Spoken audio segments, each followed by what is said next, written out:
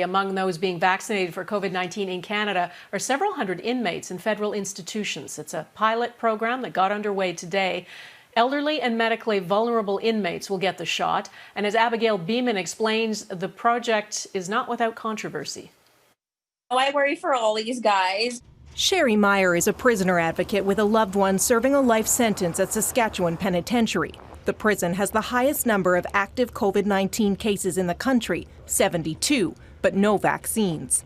Meyer says because of that, inmates have been forced to stay in their cell 23 and a half hours a day. Some guys are choosing to bird bath, as they call it, in their cells, in their sinks, as opposed to showering every day so they can contact family. It's inhumane. Global News has learned there are now 4 vaccine clinics set up in federal institutions across the country, all in facilities with 0 active COVID cases.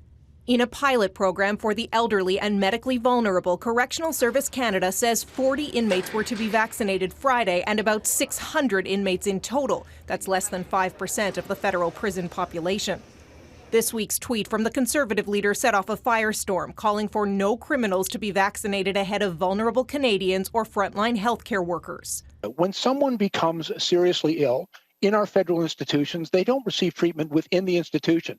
They take up an ICU bed in the hospital in the local community. At the very least, quite obviously, that should include frontline prison staff and correctional officers. It's something that our members are begging for right now.